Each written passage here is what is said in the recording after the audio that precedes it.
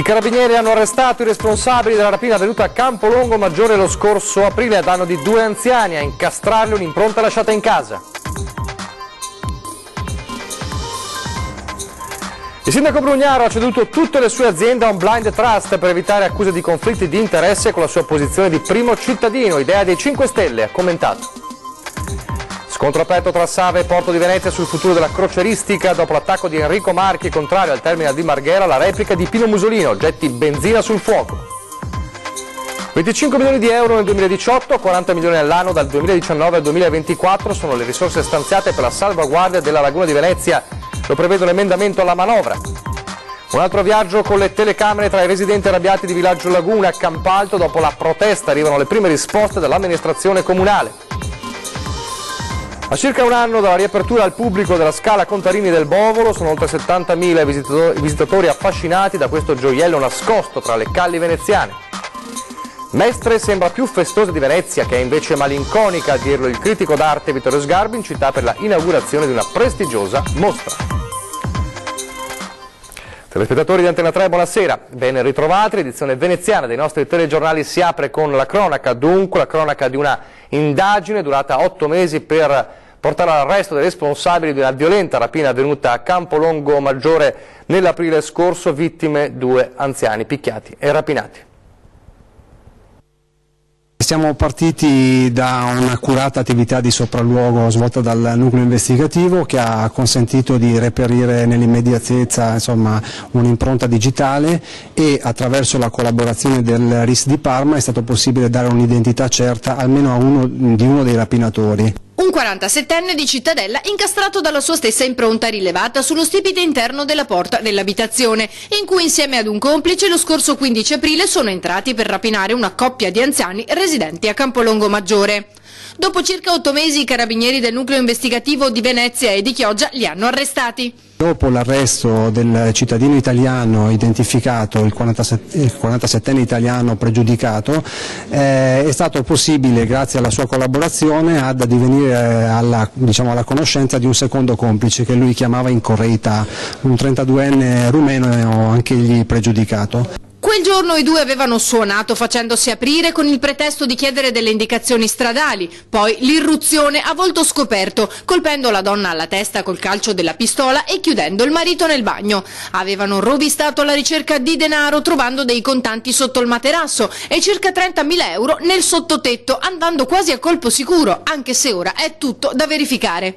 Il sospetto c'è, stiamo lavorando anche in questa direzione nella speranza di comprendere se effettivamente avessero o meno degli altri complici che fossero a conoscenza di questa somma. Allo Stato appare una mera casualità, ma non possiamo escludere il contrario.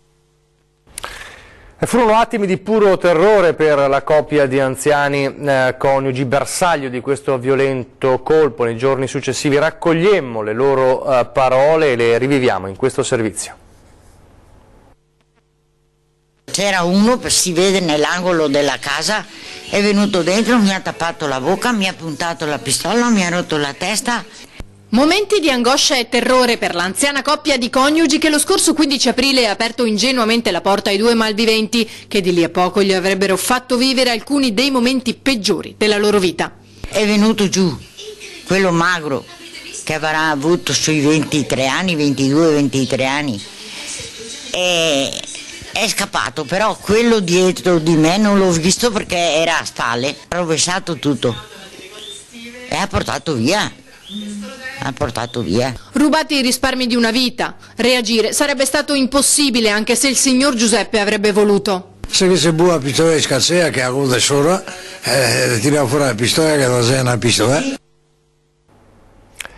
Intanto è caccia dei carabinieri. I banditi armati che ieri sera hanno bloccato e rapinato il gestore di un'area di servizio di Fossò, seguendolo fino alla banca dove doveva depositare l'incasso della giornata. L'uomo, un 60enne, è stato circondato da 3 persone incappucciate e armate che gli hanno intimato di consegnargli il denaro, circa 4.500 euro. L'uomo, di fronte alle armi, ovviamente ha dato i soldi. I banditi sono poi fuggiti a bordo di un'auto passata proprio di fronte all'auto dove stava stava l'auto del rapinato e all'interno dell'abitacolo c'erano anche la moglie e il figlio che hanno assistito ovviamente alla terribile scena senza poter far nulla. Come detto, indagano i carabinieri. Invece la polizia, la questura di Venezia, gli agenti della questura di Venezia hanno bloccato un ladro che è stato fermato su un terrazzino dove aveva minacciato di lanciarsi nel vuoto. È successo appunto nella terraferma. I poliziotti, dopo una breve trattativa, hanno riportato il giovane ladro alla ragione e lo hanno indotto a consegnarsi senza fare resistenza. L'uomo è stato arrestato, è un 24enne albanese, arrestato per tentato furto aggravato in concorso perché c'era con lui anche un palo che invece è scappato abbandonandolo. Questo per quanto riguarda l'azione della questura di Venezia, appunto il blocco di questo ladro che ha tentato di lanciarsi nel vuoto. Adesso dalla cronaca alla politica e parliamo del sindaco Brugnaro che molte volte è stato accusato, sotto accusa per il conflitto di interessi, essendo anche un imprenditore. Oggi ha annunciato una mossa importante, ha ceduto tutte le sue aziende a un blind trust per evitare le accuse del conflitto di interessi. Il sindaco di Venezia Luigi Brugnaro ha annunciato la costituzione del Blind Trust che gestirà le aziende del suo gruppo imprenditoriale. È la prima volta in Italia che si ricorre a questo strumento, diffuso negli Stati Uniti, per risolvere il problema dei potenziali conflitti di interesse degli amministratori pubblici. Tutte le azioni delle oltre 20 società di Brugnaro saranno raccolte in una holding gestita da 3 amministratori di fiducia e affidata all'avvocato newyorkese Ivan Sachs. Il sindaco non conoscerà i bilanci né alcuna decisione aziendale. Rispondo così, spiega, alla richiesta avanzata dai 5 Stelle qualche mese dopo la mia elezione. Devo anche ringraziare il Movimento 5 Stelle in questo caso per la provocazione che appunto per certi versi è sempre rancorosa, però nella realtà diventa un fatto valorizzante quando si guardano le cose poi con una onestà intellettuale di fondo che sinceramente mi sento di avere. Non avevo nessun conflitto di interesse neppure prima, puntualizza comunque Brugnaro, citando l'esempio contestato dai suoi oppositori del nuovo palasport ai Pili.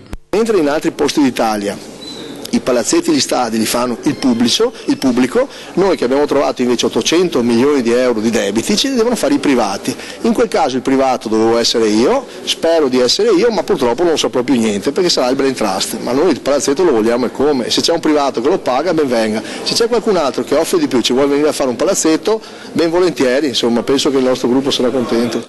Solo quando Brugnaro non sarà più sindaco potrà ritornare in possesso delle sue società. Non sarà più Blind, resterà il Trust, non sarà più Blind e per cui di conseguenza io potrò di nuovo vedere se avrò ancora voglia di comandare, ma può darsi che magari dopo questa esperienza mi avete prosciugato, magari mi metto a riposo.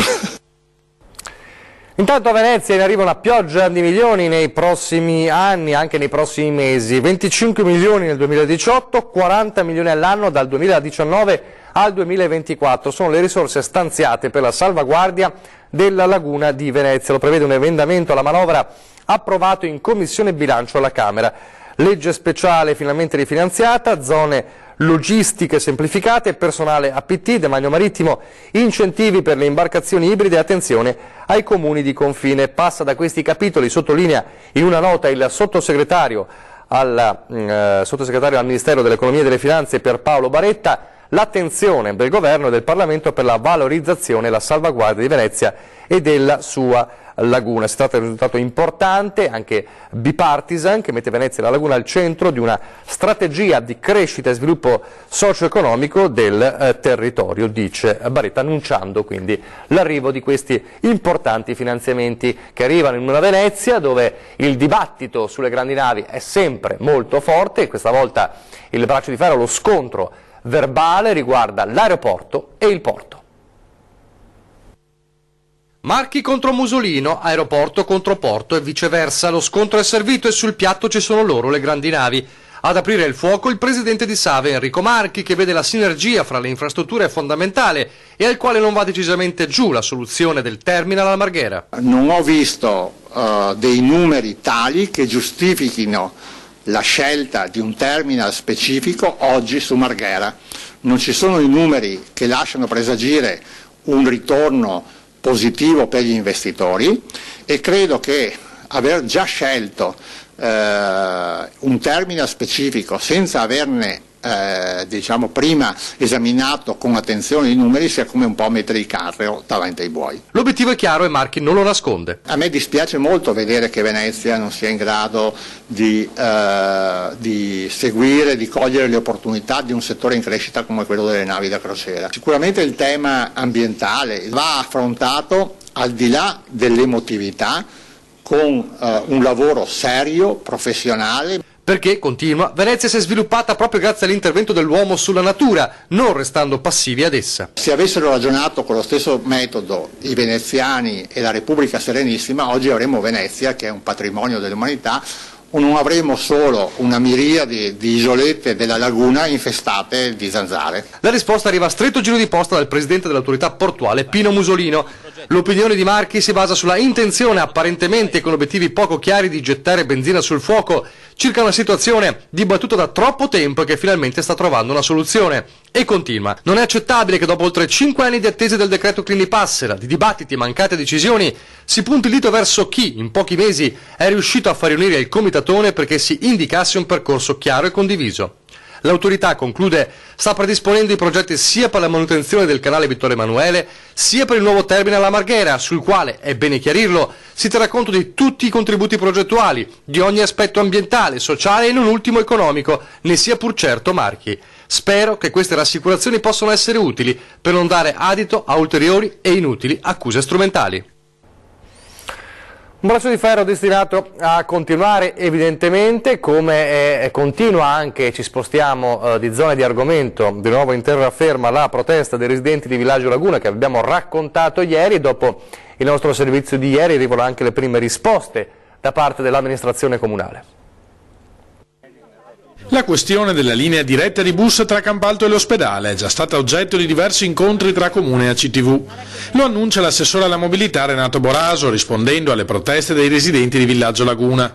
Stiamo lavorando in onda oggi per trovare una soluzione a questo problema, assicura. Ci sono alcune complicazioni, ma chi dice che non ci siamo interessati non sa di cosa parla. Nel quartiere la situazione resta incandescente dopo l'assemblea pubblica delle scorse ore e c'è chi propone un blocco del traffico in via Orlando o un blitz al Taliercio durante una partita della Reyer per protestare di fronte al sindaco.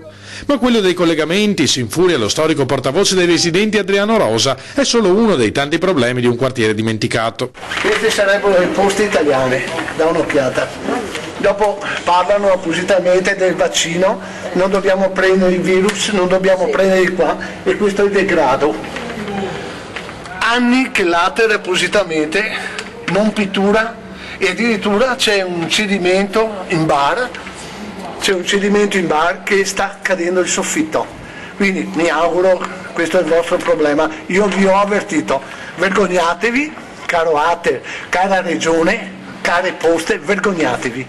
Basterebbe un minimo di manutenzione degli edifici pubblici, sostengono i residenti, per evitare problemi ben più gravi in futuro. Poi voglio dire una cosa in più, alle care poste italiane, va bene, visto che abbiamo un amministratore che prende 2 miliardi, va bene, all'anno, se è giusto che noi qui, Villaggio Laguna, abbiamo questo degrado qui, non abbiamo un dottore perché l'ATER non può farle pagare un po' meno di affitto, potremmo avere qui è tutto vuoto, quindi potrebbe darci anche una mano la cara Regione. Adesso la pubblicità, rientro, torneremo a Venezia in centro storico per parlare della Scala del Bovolo.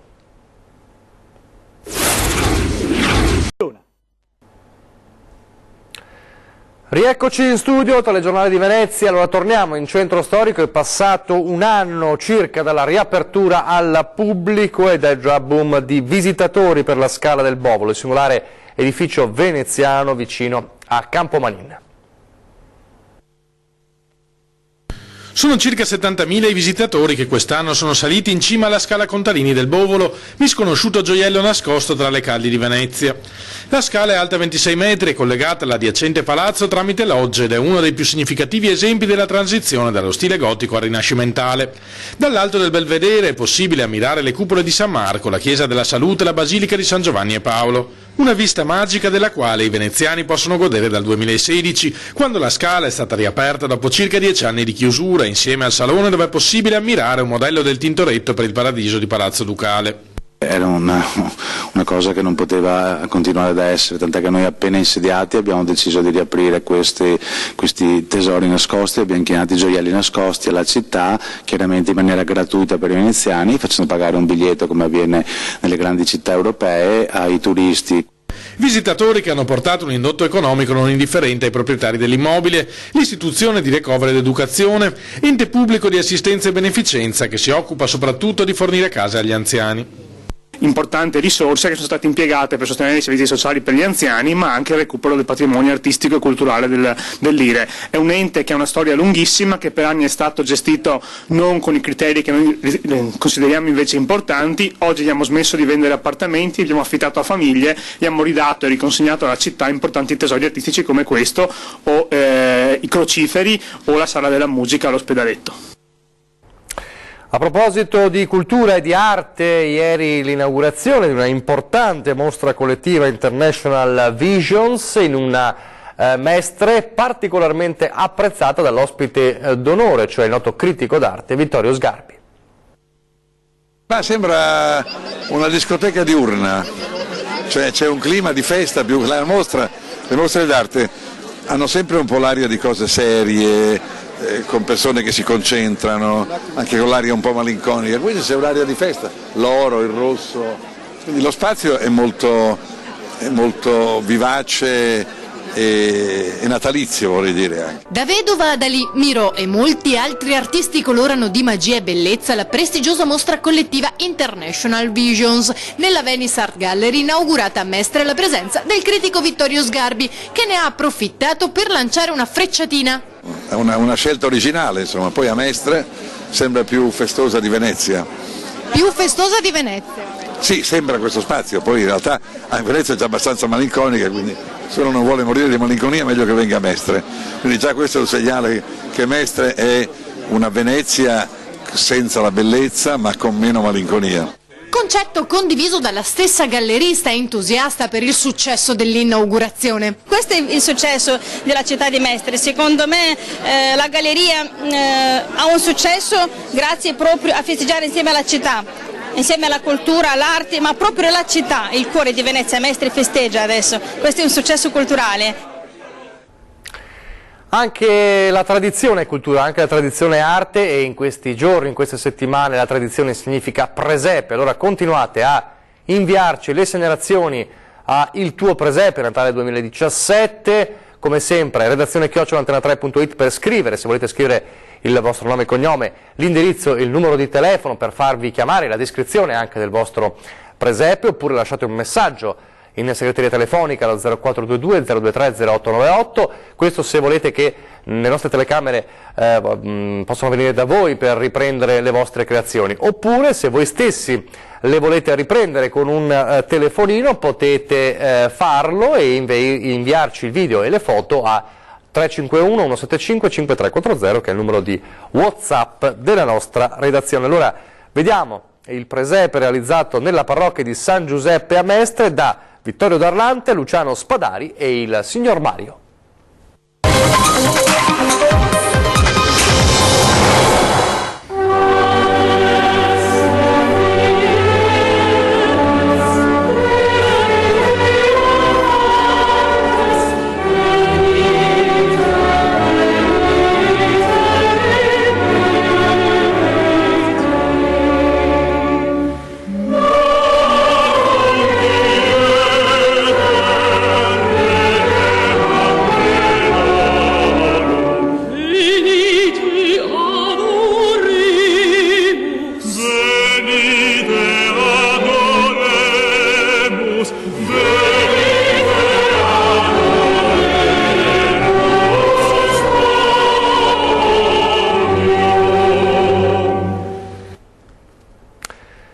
Domani a Roma ci sarà un importante vertice per l'autonomia, è il punto della situazione che il governatore veneto Luca Zaia farà con il sottosegretario agli affari regionali Gian Claudio Bressa, appuntamento dunque importante. Allora alla vigilia di questo importante incontro, questa sera a 20:10 puntata speciale con il governatore Luca Zaia proprio ospite dei nostri studi per parlare di questo, quindi di quello che porterà nuovamente a Roma per quanto riguarda l'autonomia, ma ci sono molti altri temi ovviamente sul piatto, come la questione banca, la questione economia, la questione sicurezza e ovviamente il caso FAS dopo il braccio di ferro di questi giorni. Quindi puntata da non perdere, 20:10 dopo il telegiornale di Treviso. Adesso vi lascio le previsioni del tempo, grazie per averci seguito e arrivederci.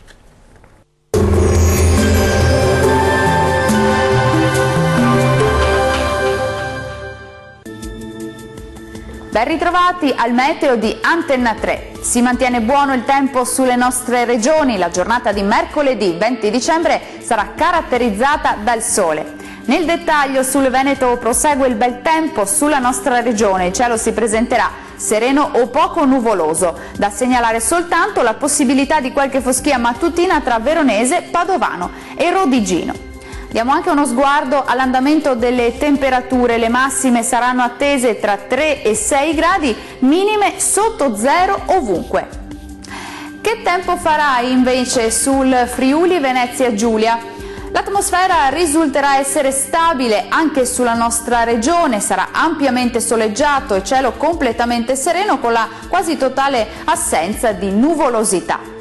Vediamo anche in questo caso le temperature, il clima risulterà essere ancora piuttosto freddo con massime non più alte di 6 gradi, valori notturni attesi tra 3 e 4 gradi sotto lo zero in pianura. Concludiamo infine con uno sguardo alla situazione meteorologica del Trentino Alto Adige. Continua il bel tempo anche sulla nostra regione con cielo sereno su gran parte del territorio. Soltanto sui confini esteri si potranno verificare deboli precipitazioni, anche nevose, fino a valle. Vediamo le temperature. Le massime saranno attese sui 7 gradi, valori notturni tra -9 e -4 gradi circa. Il mare sarà da calmo a quasi calmo sulle coste e poco mosso al largo. I venti moderati nord-orientali, localmente deboli sulla laguna di Venezia. Dal meteo per ora è tutto, arrivederci al prossimo aggiornamento.